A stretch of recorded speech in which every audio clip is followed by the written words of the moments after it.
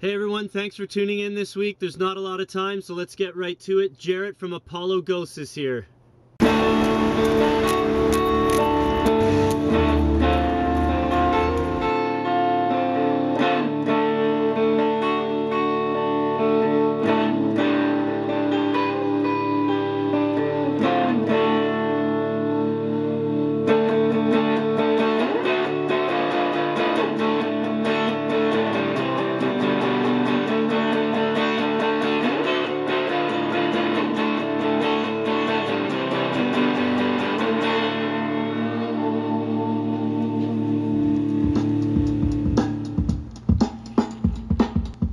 So hey guys, the intro to this week's show was shot in a room with 26,000 records earlier this week. I uploaded a video. If you haven't seen that yet, check it out here. So hey everyone out there, I'm very happy and lucky to be sitting with Jarrett from Apollo Ghosts. Thanks for coming out to the house and being on the show. My pleasure. Great to have you, buddy.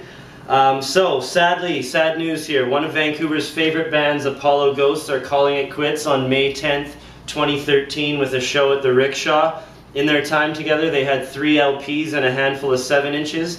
As a live band, Adrian, Amanda, Jason, and Jarrett embody everything great about a live show, in my opinion. Unbelievably upbeat, dancey tunes with leave your cares at the door type attitude. Throughout the whole show, it's just amazing. It's like partying with a bunch of friends, even though they're strangers, and some of those friends will be flying in for this thing on the May 10th. It's going to be a hell of a time. Make sure you're there. I don't need to tell you because you'll be there. So, buddy, how does it feel? I mean, it's coming to an end. I think it's 5 years.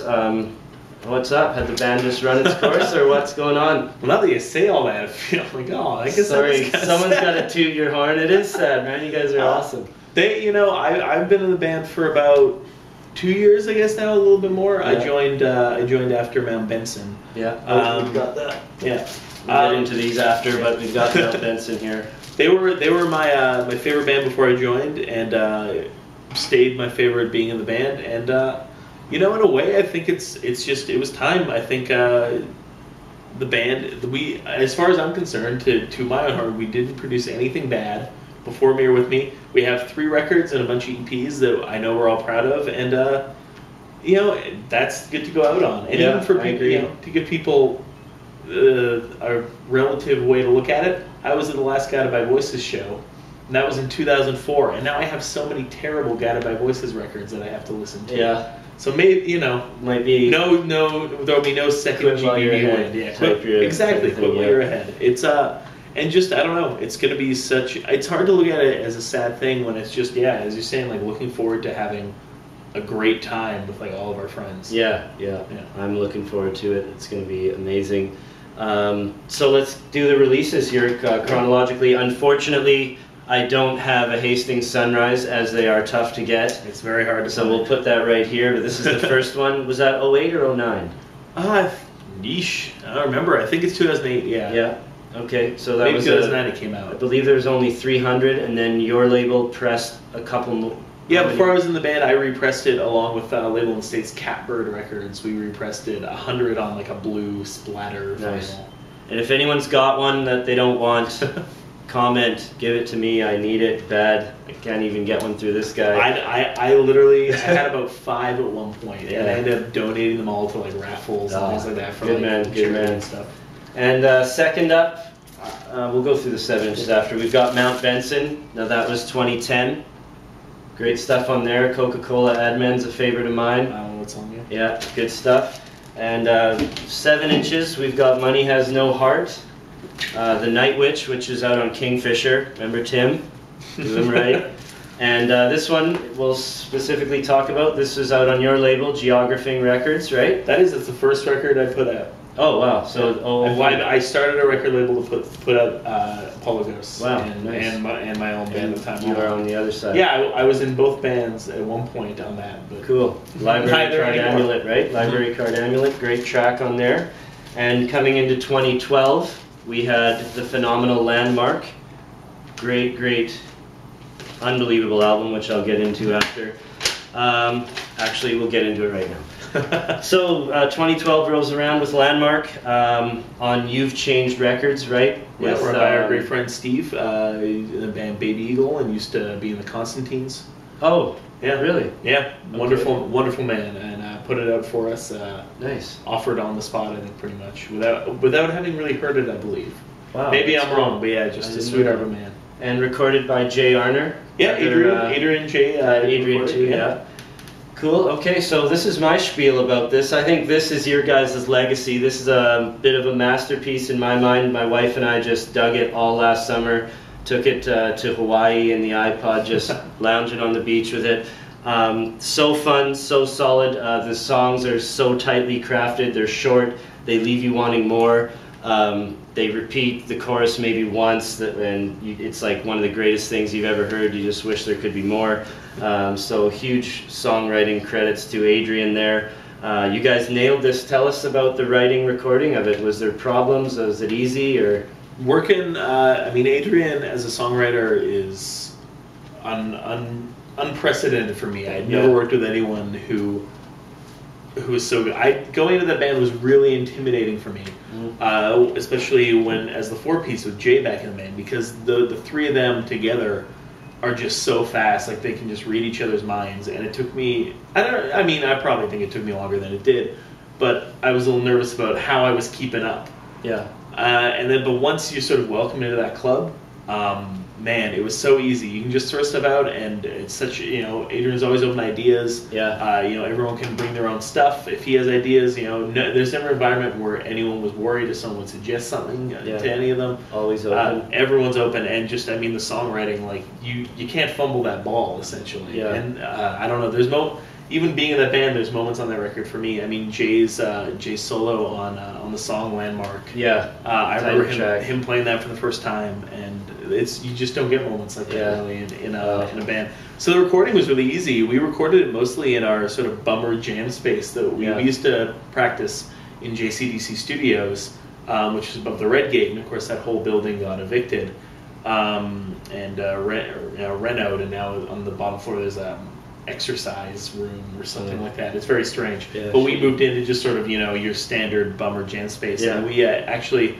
once or twice had to bribe, crappy Filipino hard rock bands to not play for a while. So giving them beer so they can get a takedown. Nice. Jay, we were recording vocals in the lobby with Jay because it had a better sound. Really? And, trying to get people to be quiet. But it came together pretty easily. Just all sort of together. And there's, I think, a few songs recorded in the old space. I think Day of Glory and For What They Do, we'd recorded in in our practice space in JCBC. Okay. Before the move, but everything else in that space.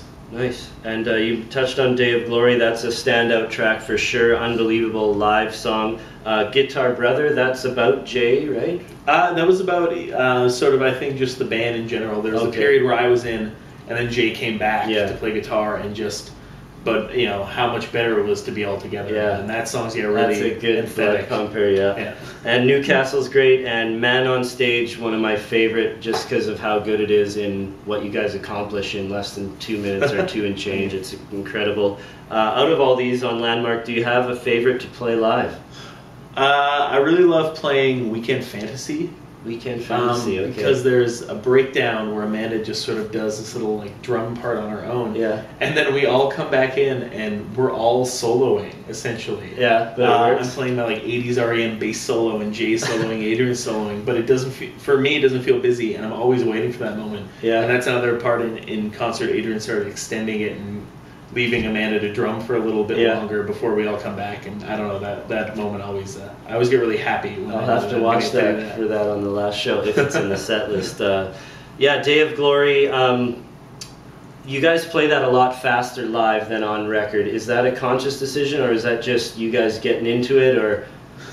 I'm not sure. I think a weird thing is often when you play live you speed songs up because you're sort of pumped and you go for it. We also recorded Day of Glory. The recording was probably the first song we recorded, maybe, because we had recorded that, and For What They Do, it came out on a download code with a book that Adrian had written, short stories. Seen that. Yeah, so we had recorded those way beforehand, and I think it was just sort of we weren't that used to it yet. Yeah. And then it's just you record it, and it's always a picture of where the song was at that time. But by playing it, it just kept evolving back to the point where we just wanted to rock it a little bit more. Yeah, part of that evolution is the long pause in Day of Glory now, where you let the crowd sort of relish in the anticipation of the big drop. How does that feel? I've been at a few shows, especially the Waldorf one last summer with Dog Day and Monomyth. That was incredible to watch that drop even from the floor, but how does it feel on stage when there's that anticipation and the crowd just goes crazy, like everyone dancing to that? Must be overwhelming. It can be. I can sometimes you look out and it's just, there's just nothing but, I don't see, I'm stepping on myself, sorry. It's the kind of thing where I can't really put into words what it means to me. Yeah. It's the same thing when I perform and you see people into what you're doing, and it just, I don't know, and that's why I don't get bands who sort of can have an attitude and pretend that they're not having fun on stage. When you have that reaction, nothing feels like that. It feels so great. And then even if you get nervous or you kind of don't want to let people down, you just play with the people you have on stage, and that gives me the same feeling. Yeah. Just playing with those three people. Definitely probably one of the things that will be missed in your life. Hopefully that you can recapture with Tough Age and Watermelon, of course. Yeah. And let's talk about that last show. How will the set list get constructed? Is it already constructed? It's already tough choices, right? It's the last time you're going to play stuff. So we've already sketched it out. Adrian asked us if we had anything we really wanted to play. Yeah. I sort of just left it to him, and I think Jay and Amanda are the same way, to pick what he saw as appropriate. At the end of the day, I want him to go out and play what he wants. Yeah. It's a weird thing to think about what you're going to play last. Yeah, it definitely is on the mind, I'm sure. Yeah. So we have an idea, but it might change a little bit. Our set lists often do. I have in the past, so not sure what I can say to expect, but we will certainly play a few songs. Yeah, it's gonna. Hopefully, it's a long one. That'll be great. I'm pumped. It's going to be amazing. My birthday's May 7th, so it's close there enough, you go. Man. So do you want to send it into a favorite Apollo Ghost song? Sure. Let's, send it in so people that aren't fans yet will be after this, I'm sure. Let's go old school. Let's go to a song from before my time that I didn't play on, but I paid for. What a guy. The Geographing Records, one of my favorite Apollo Ghost songs, Library Card Ending. Okay, Jarrett, thanks for coming. Here's Library Card Ending. Everybody's got something to say, their own special peoples and their own play-by-play, of course. I support the left side, but right so good. Everyone talks about it, nobody shoot my hand. I support the left side, but right so good. Nobody jogs around it, everyone just says, oh my God, it's over now. An industry has failed us now. There's nothing left for us to say. I know that old is free, lemon rhyme to German, Eastern Europe, middle of a cold tank night. Diamond-hearted suture, the rest was good. 1 year away from you, and that's how I learned that. Oh my God, it's open now.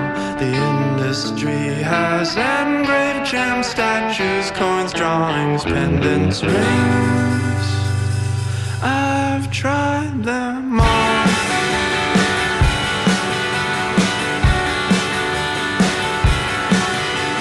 C'est la vie, he's alive. Bubble style, it's alive.